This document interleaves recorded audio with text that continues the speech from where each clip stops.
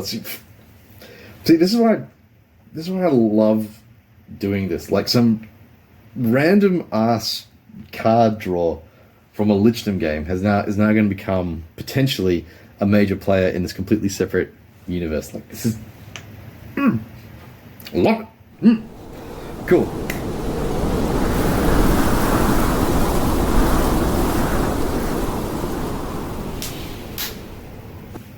All right. Welcome back. When last we were mucking about with Grundin, the last time on Grundin and Friends, what happened? What did happen? So we had Howedja. Howedja turned up. He's got his own unique miniature now, based on Jafar from Aladdin. Yeah, that's cool. Howedja turned up after Grundin walked into Fikod Zushtash Nicole and stopped a priest enacting a ritual to basically cut itself off from the rest of the Dwarven Kingdom and turn into some earth crazy god. They have intervened. All was not well for poor Grundin. In the middle of the battle, when they took out the priest, there was this psychic backlash, and two of his spectres were discorporated temporarily. They'll be back next game, but for this game they're not here. So right now he's just down to the single one. But in revenge, he raised this dead priest down here into a new ghost. So as it transpired, Howedja had rocked up. He had sent Grundin here to actually do this thing.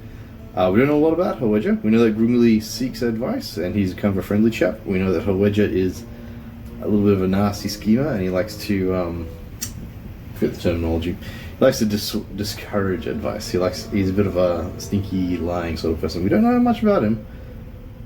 We know the followers of the Wandering God. Maybe that comes from way down south to where the, what was his name? Pested Mindbrow is down there raising things for Urubel, the deceiving little demon. The deceiving big greater demon. But we haven't actually worked that out yet. I want to leave a lot of Howedja's motivations and history until later on, because normally in Death Wizards, the second mission is called Arcane Ritual, and normally the Necromancer is going to attack a place and try and engage a ritual. In this case, we've already attacked it. We attacked it last round. So instead of attacking this village, we're going to be defending ourselves from people who are trying to stop the ritual. That Howedja is now conducting. Now in the meantime, you can see the invaders, not the invaders, the defenders of Fikod Zushtash Nicole have returned from the oubliette. Wow, those batteries drained very quickly.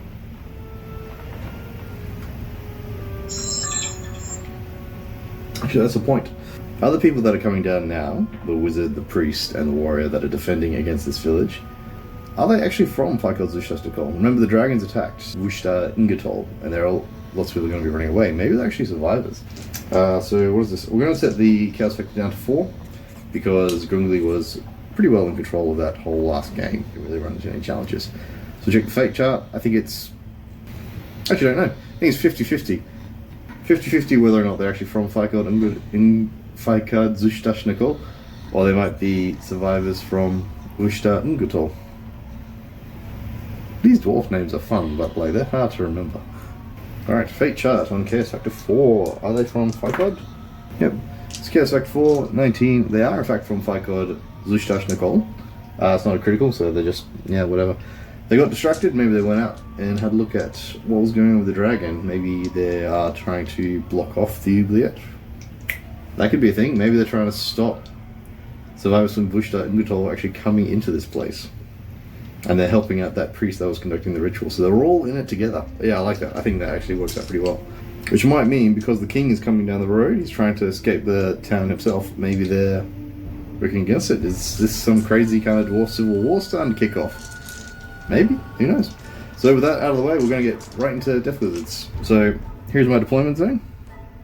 Very similar to last time, only I am in control of this area of the village. Normally you're attacking the village. As I said, I'm defending it this time. So Howedja's going to be down here where the altar is, conducting his ritual. And I think the way I'm going to run it is I'm going to roll a d6 plus whatever the turn is. If I hit a 7, he completes his ritual. And at the end of 5 turns, normally the game is lost. In this case, something's going to happen. Maybe the king's going to rock up, or some other survivors. We'll get to it. If we get to it, we'll get to it. If he can complete his ritual, we'll find out more about that. and then the heroes are going to try and escape via the oubliette to try and get them out of dodge. This is the second game I've played, so given the fact that I live in the sewers, so I get 2 ambush turns on the first and second games.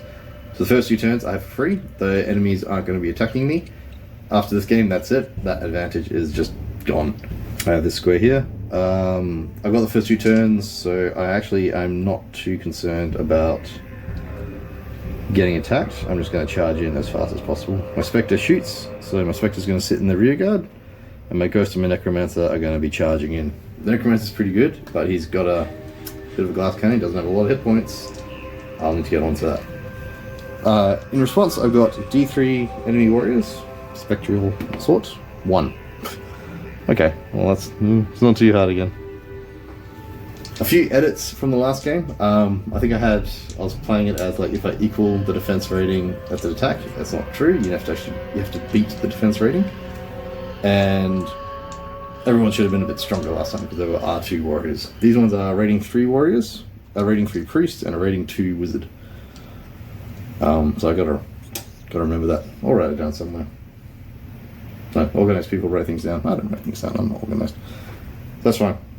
So the rating 3 wizard is probably going to be in the back, I would say, trying to avoid getting attacked. And the priest and the wraith, the priest and the warrior, sort of up front. I reckon the warrior is going to be defending his priest. The priest is probably...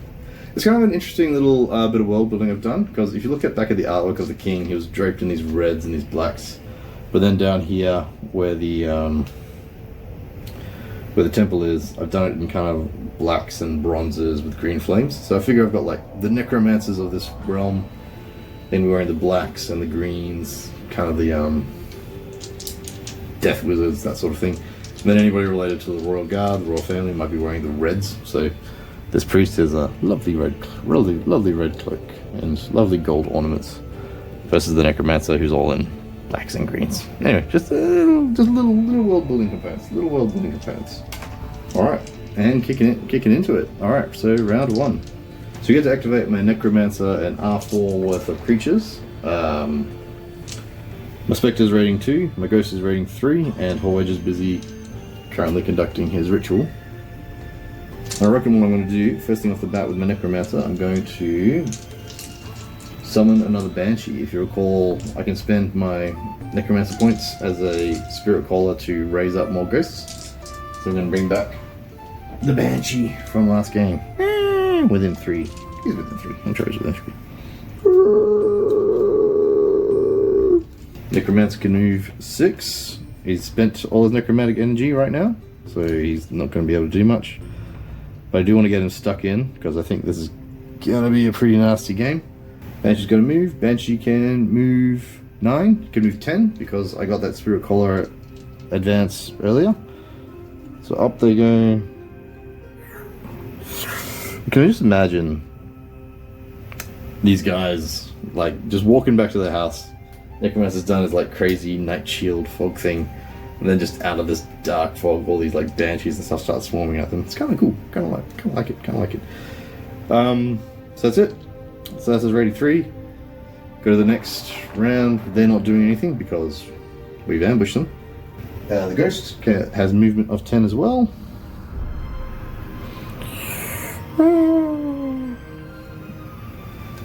I can decorate my necromancer again. I don't get the energy back yet, but he's going to walk up.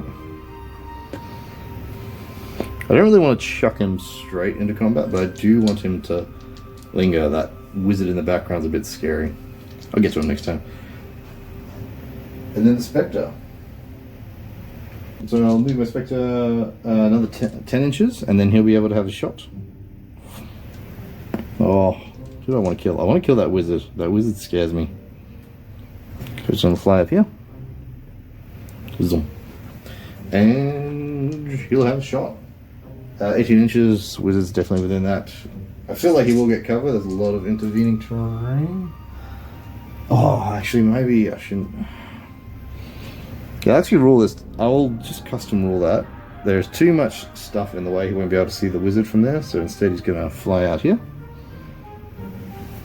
So it makes more sense. There are stuff in the way, so he's going to attack the warrior, I feel. Yeah, getting rid of the warrior might be a good idea. So the Spectre. So my Spectre has an offense rating of 6. The warrior has, I did printouts this time, so I'm not scrambling through, scavenging through sheets instead of scavenging through an online thing. So much better. So rating 3 warrior, ooh, rating 2 warrior, sorry, my mistake, it's rating 2 warrior. Rating 2 warrior, defense of 5, and I've got 6 attacks. If I wound him, he's slowed. Not that I think it's actually going to matter in this particular instance. So I've got to beat 5. 1, crit. 1, 2, 3. Plus the crit is 5, so he's wounded. He's got a durability of 16, so he's still on 11 hit points. Jeez, these guys are quite tough. And I can activate my Necromancer. And I'm going to activate my Necromancer. I think Grundin is going to run in and have a hack as well. Because everyone's ganking in pretty quick. This is probably going to be the last of the easy to goes, because they're obviously not attacking us this round. Next game, we'll see. Alright, so Grundin he's a pretty big boy. He has no necromantic power, so this is slightly risky. I better not use any powers next round. He's got an offense of 6 as well. Against defense of 5. Did he have any special things? No, he didn't. 1, 2, 3, 4 more. So he's down to 7.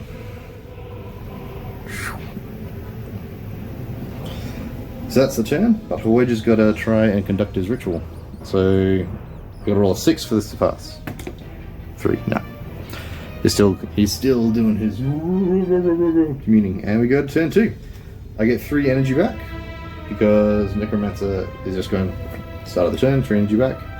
It's the second of the 2 ambush phases. Does feel a bit mean. I didn't get many warriors, but still. That's the game, that's the rules. Alright, so Necromancer's going to activate. I'm not going to use any powers, because I have a feeling I'm going to get hit by things pretty soon. I'm going to fly the Banshee. The Banshee's got some cool rules about what it can do. Not a Banshee. Banshees, I can't even summon a Banshee. Banshees are rating 4, you need 12 energy to raise them. There was a ghost or a wraith. I think it was a ghost. Pretty sure it was a ghost. So yeah. This is me getting myself confused with things. I'm just going to get this out of the way. Yeah, Ghosty's returned. With his emergency base creation. Which does move him back an inch as well, but that's fine. That's fine. Alright, so Ghosty. Ghosty, what are you going to do? What are you going to do, me Ghost? Movement of 10. I can attack anyone. I do feel like I need to get at this wizard before he does nasty stuff. I'll fly Spectre around this thing. Around the mushroom tree. Ooh. Getting really into the terrain now. And he'll have his shot at the wizard this time. So it's a rating 2 wizard. It's got a defense of 3+1 for rating, so defense of 5, and a durability of 10. So defense rating of 5, so 1, 2, 3, 4. Got 6 hit points remaining. And Necromancer, he's gonna keep bashing at the warrior, trying to get him out of the way.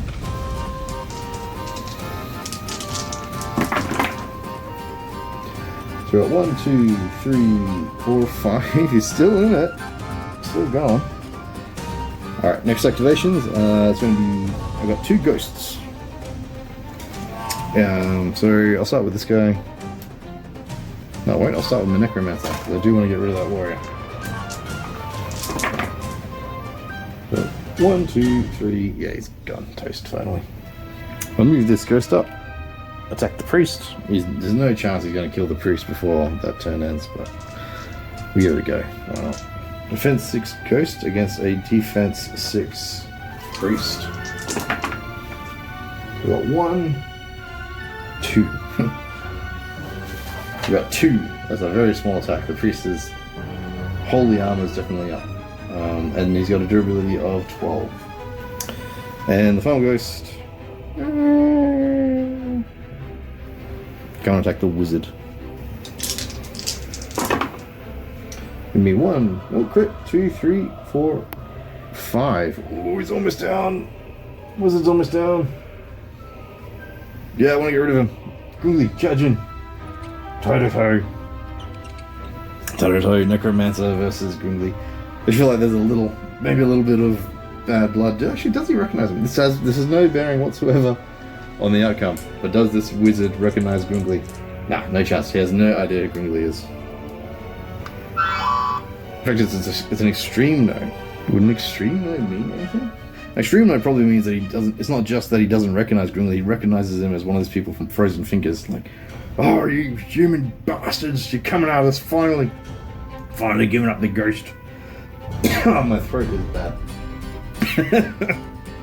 Yeah, so now I guess there's an added benefit of if they couldn't have won this battle, which obviously we're gonna win. There was barely anybody there to kill in the first place. Then Frozen Fingers might have had a bit of trouble, but unlikely. Or maybe not, who knows? It is a world where there's ghosts and undead and revenants. It's popping up left, right and centre, so maybe it is a problem. Anyway. Go finish off this wizard. I just need one kill against 5. Yep, easy peasy. Just caves in his skull. Splat. Which ends that round. You sure? Yep, ends that round. Go check with Hallwedger if he finishes off his ritual. Ooh, he does. He does finish off the ritual. Okay, that's interesting. So we're in the middle of the battle. Grundin's way over there. Hallwedger's over here. Finally manages to accomplish his ritual. I think it's likely Grundin knows he's finished the ritual. He's a wizard user. He knows what's going on. He probably would have heard all the incantations going off.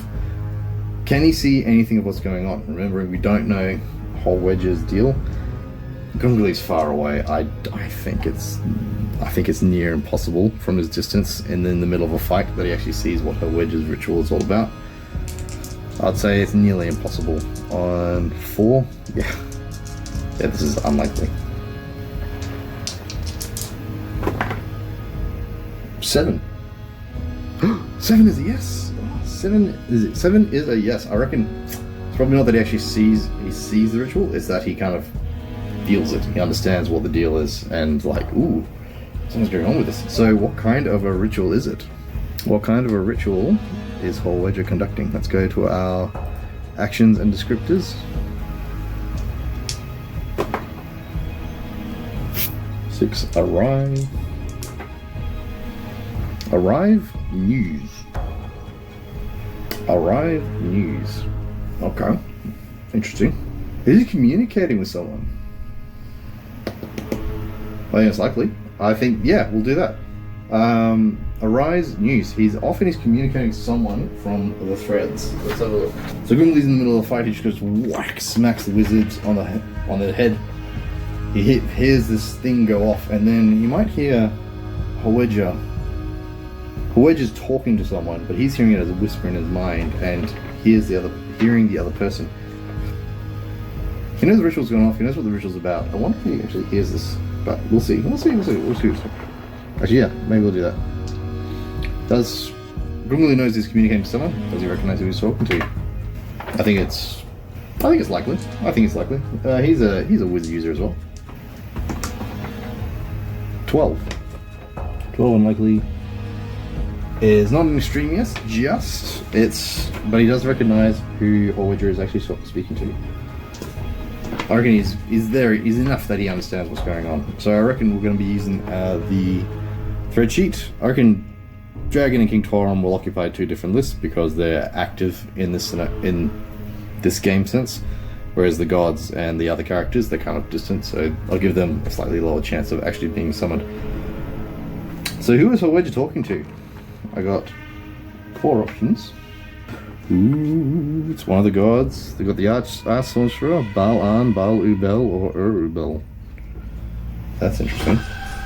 Oh, I suppose 9 to 10 as well would be the Wandering God. There is that travel god that the people of Frozen Fingers worship. So who is this scheming bastard talking to? Alright. 5.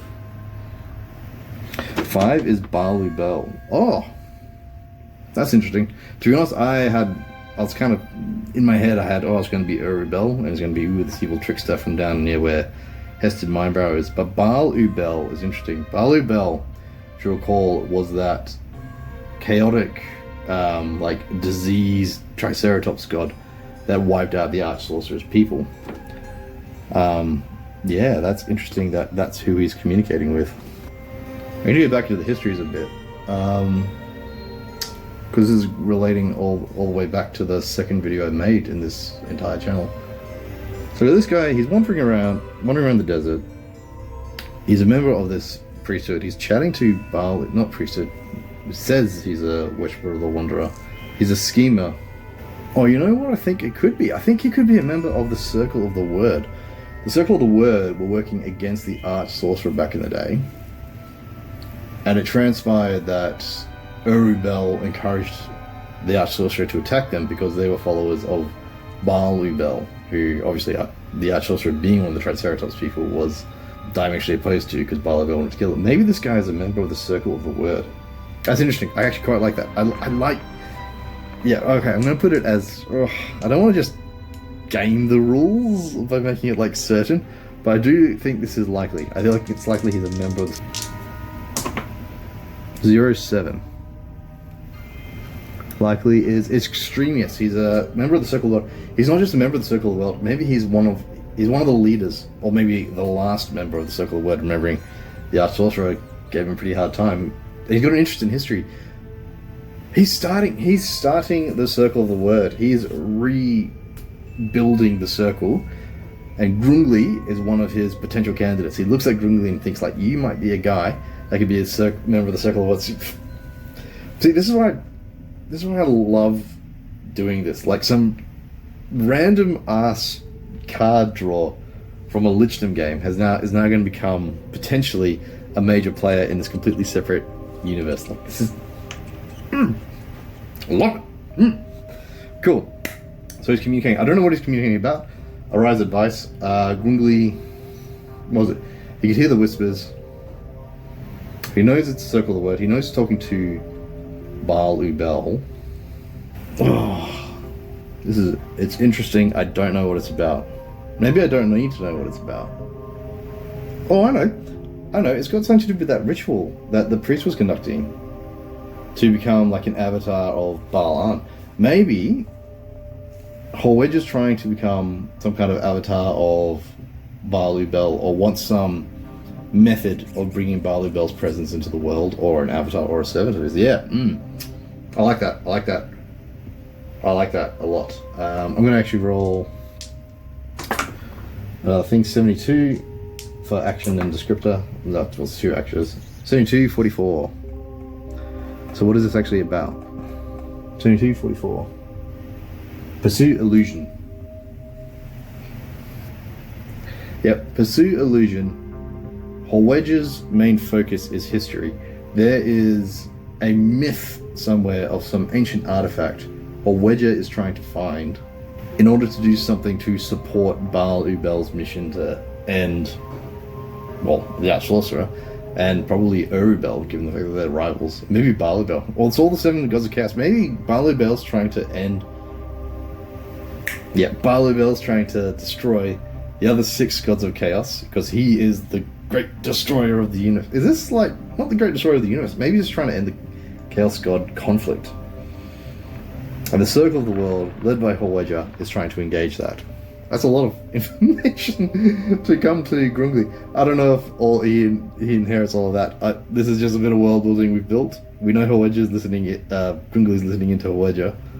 I don't think he hears all that. It wasn't an extreme yes. But it is good to know what Horwedge's motivations actually are. So he hears he's talking to Baal-Ubel. Probably figures out that Horwedge is part of some organization called the Circle of the Word, or he's heading it. But the details of the rest of it just get missed. Alright, that's cool. That's cool. So, ritual's been completed. Success. Everyone's going to try and leave the table, or just, I guess, kill that priest and then run, because why wouldn't you? And we go on to the next round. So, Grundin's up to 6 points. I can now activate this level 2 wizard if I want to, which he's so far away I don't think I really want to right now. Yeah, I think Grundin's going to run in to this guy's back and smack him with a hammer. Well, these poor dwarves, they're having such a bad day. Like, dragons are trashing their home. They got these weird wizards running around, smashing them. Not a good day to be a member of Vikard Zishtachnikov. Crit, normal. Oh, what's his defense? What am I doing? Priest. I know I looked this up. 3 priest. Defense rating of 6. Just 3 wounds on his 13 hit points.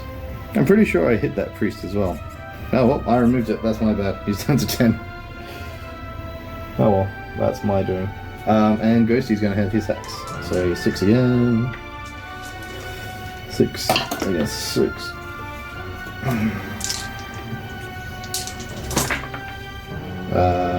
We gotta beat it. That doesn't count. So 1, 2, 3, 4.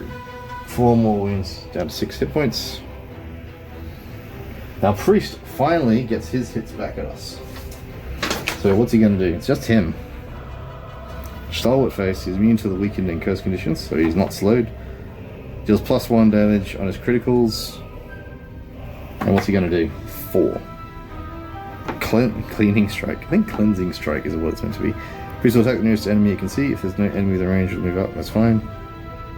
Alright, so it's just it's an attack against either Grundin or the ghost. So 1 to 3, it's Grundin. It's Grundin. So he's got offensive 1 per rating, range of 12. Doesn't matter, right in his face. So he's doing 6 against my defense of 7.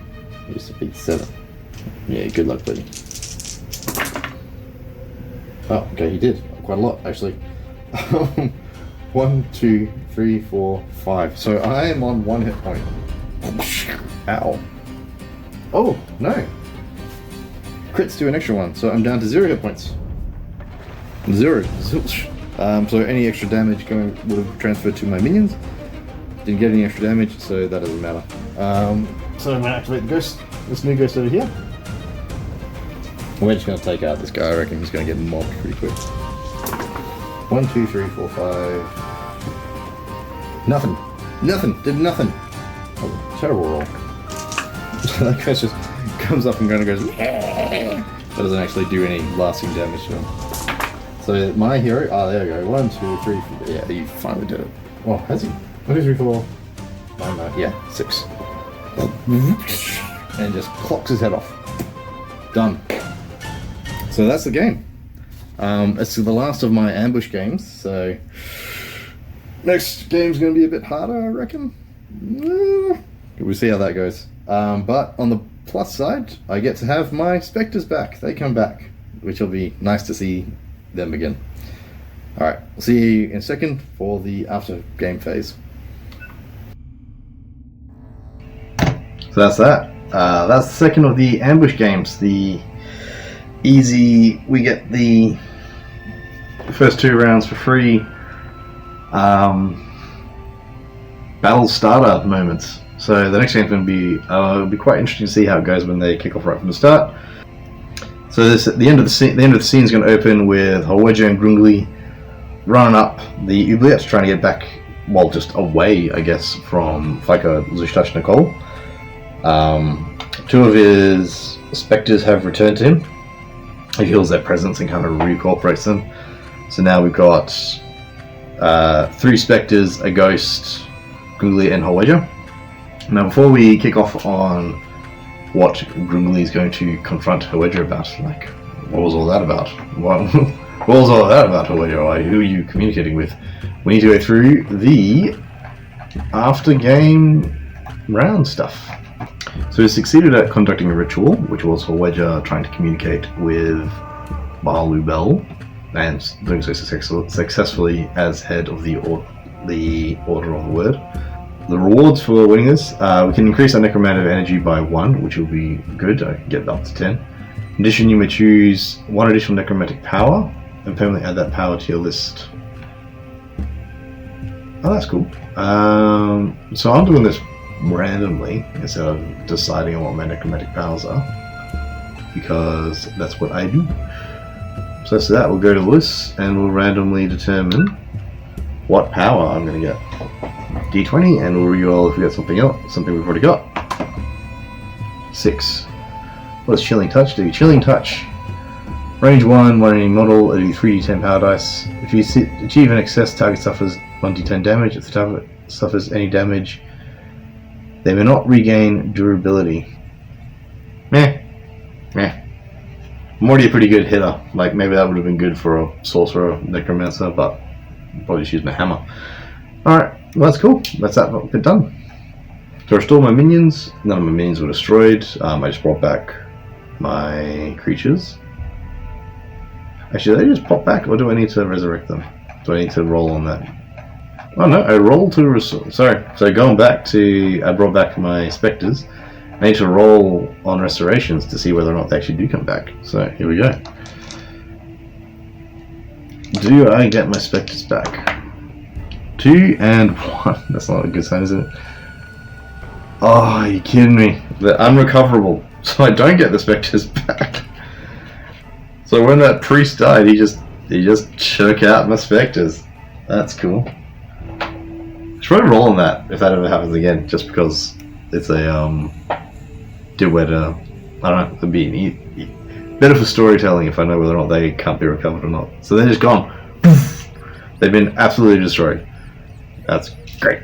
Retire minions. No minions I need to retire. I do need to raise undead. Do I want to raise undead or do I want to raise a hero? That R3 priest might be pretty good. Like, I'm low on minions and I should probably try and get a minion. And it's not like they, although, like, because I'm playing this game, Revenant, like, he'll come back and be able to talk to me. Maybe there'd be some storytelling. There'd be some storytelling components to this if I brought him back as a Revenant. Yeah, screw it. You know what I'm going to do? I am going to try and raise a Banshee. I raised a Ghost last time, successfully. If I can get a 5 or a 6 on this dice, then I'll have raised a Ghost, which is I've got a 1 in 3 chance. It's better than the 1 in 5 that I would have got trying to raise a level 3 priest of equivalent power to my Ghost anyway. Yeah, I'll do that. 5 or 6! 5. Alright, cool. So Madam Banshee joins the team. I might have to repaint her up just to make it look different to the Spectre. But that's the case. So I reckon I'll bind that priest. I'll bind that priest too. All you priests of Baalan, you're going to become my buddies. I'm going to force it. I'm friendly. You are welcome. Welcome to the family. Welcome to Gringli's family. You are welcome here, Madam Spectre. Yeah. Madam Banshee. So that's the new minions. Spectres are gone, but I've got a Banshee, a Ghost, a Spectre, maybe Hallwager. If he hangs around, we'll find that out during the play mode. And gaining experience. I had no secondary objective. I mean, kind of did, but didn't. All the heroes were destroyed. Correct. At the end of turn 3. Yep.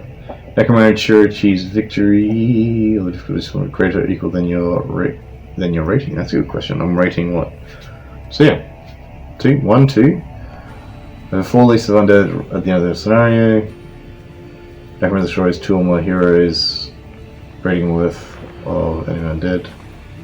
I mean, enemy heroes in this case. Personally destroyed. What did I personally destroy? I smacked the wizard and I smacked the priest. So I destroyed 2 heroes, so 1. So I get 4 experience. Alright. So I get to spend the experience, gain additional necromantic power. I reckon the thing I'll do, because I do want this guy to get stuck in and fight more, I'm going to raise his defense by 1. Yeah, I'll raise Grundin's defense up to 8. Make him really hard to hit. Unless they start targeting my resist, in which case I'm stuffed. That's fine. He picks up some armor off the priest that he raised and adds it to his own, so he's got a bit more hardiness to him. Alright. So that's it. That's the end of Deth Wizard's bit of the scenario. Now we're running down the oubliette. Are there the people from Fight God Zushtash Nicole tried to block this entrance. So can we even get down there? Is it blocked? I think it's unlikely. Like, it's a cave system. We're probably going to be able to run around. Unlikely. What is it? 60, yeah. No. So it's not blocked. It's fine. Does that mean we run... Oh, if we get an interruption, we might get interrupted by some people running up and trying to stop us from Fushta Ungatol. I reckon the king is part of it. Most people are going to be running down the main roads, but there will be some stragglers trying to go through this tunnel system, because why wouldn't you? You're running for your life. So we're running down. Gungli turns to Horweja and tries to interrogate him, being like, so what was the deal with all of that? Like, who are you talking to? Who are you talking to? Why are you talking to the spirophic, the diseased lord? Why are you talking to him? I don't know if Horweja is the kind of person who would actually just out and out talk to Gungli. I think it's very unlikely he wants to answer these questions. Although, if he is thinking that Gungli could be a member of the Circle, maybe he wants to abduct him now. Obviously, seeing what he's done, I think it's unlikely that he's going to answer these questions. Does that mean Gungli turns on him? Could be a thing. 57. Yeah, I don't think he turns to Gungli and says, Gungli, there are many things in this world that you are not privy to. Many ancient histories that they're tasks that I must go perform. Like, will you basically just puts Gungli off, saying things like, there are many things in this world which you are not privy to. I have a mission that I must perform. It is for the good of the world. I would like your help if you're willing to give it. I believe you will be a great companion to the cause. But he doesn't go into details about the Circle of the World. It's like, will you continue to help me?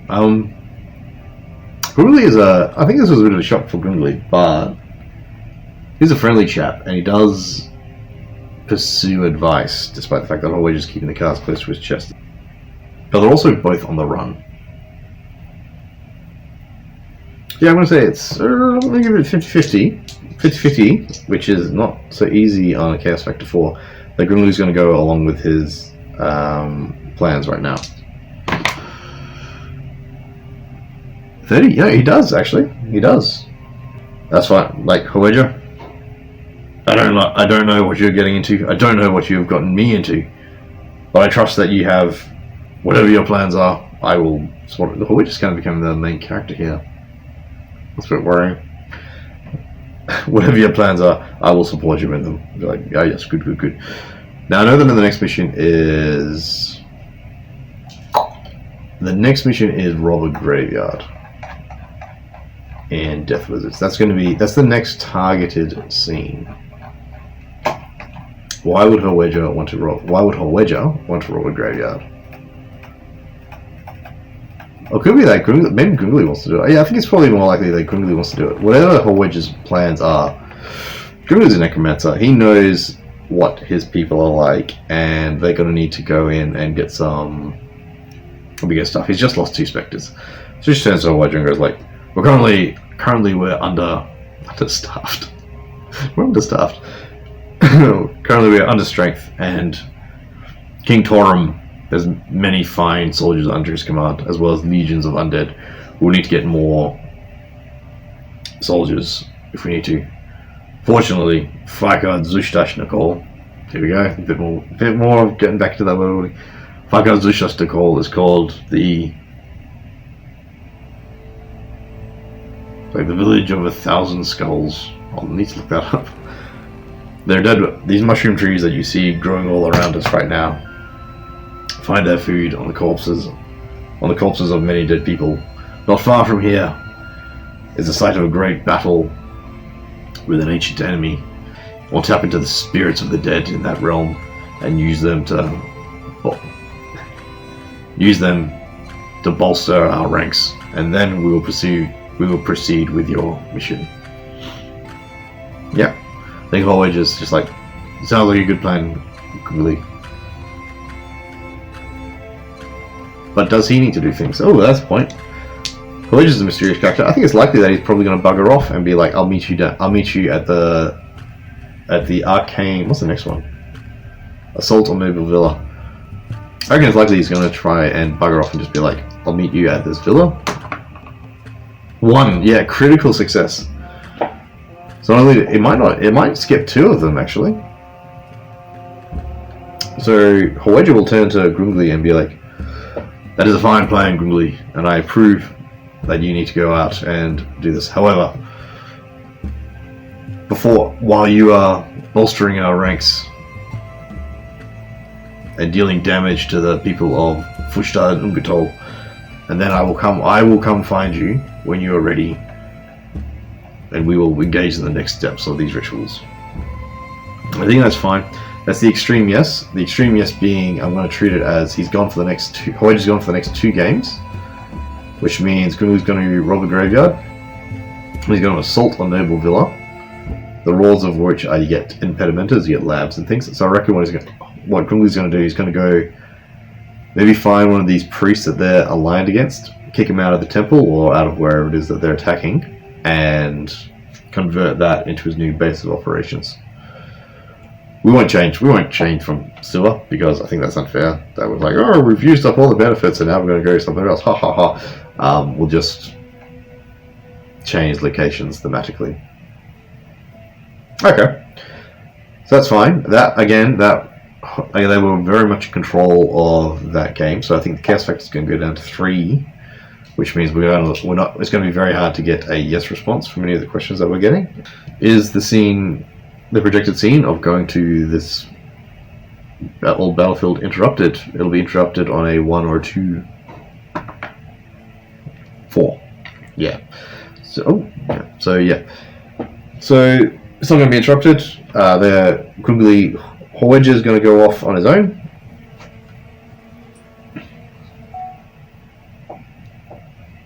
Howeja's going to go off on his own, finding some new paths through the caves to sort out whatever ritual he's going to do. Grundin is going to continue down the cave system with his Spectre, Banshee, and Ghost to get a few more allies in the fight, and then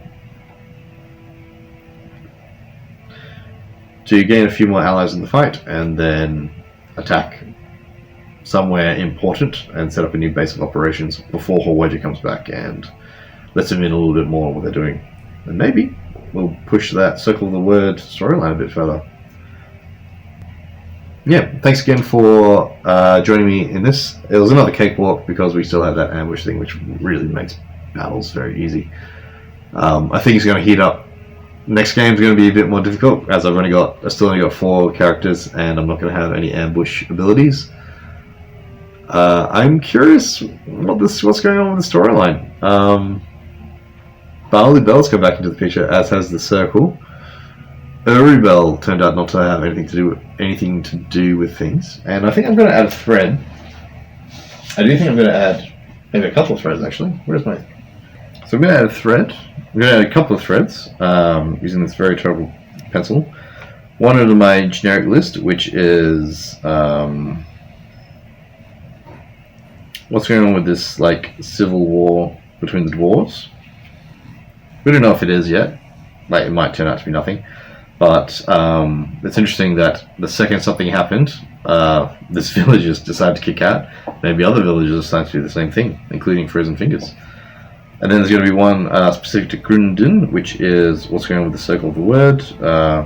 Howeja plus Circle. Recruit. Grundin. There's only so much space on this. But the Circle of the Word trying to recruit Grundin into it, and what's going on with all of that business. Yeah. So that's that. Game 2. Exciting. Yeah, as usual, like, subscribe, leave a comment, do all the things you got to do. And I hope you enjoyed the game. Bye-bye. G'day, post-production Matt. I was sitting there thinking about the end of that game. And it occurred to me there's no guarantee that where the graveyard is, where all the bones are that the character's going to, there's no actual guarantee that the dwarves are going to be there. It's not a dwarven tomb, is it? So we're just going to add a little bit of randomness to it. I'm going to roll a dice, and on 1 to 2, it's going to be dwarves. On 3 to 4, it's going to be the axolotl people who are interested. Remembering there was their graveyard where they were all dead. Maybe they try and travel there every now and then. Maybe just a 3. I'll do that. 1 to 2 is dwarves. 3 it's axolotls. 4, 5, 6, it'll be something else, like either roaming undead or like machinoids, like mushroom people from Dungeons and Dragons, possible. So 1, okay, so it is dwarves. Well, there's no point in making this little addendum then. Alright. Don't worry.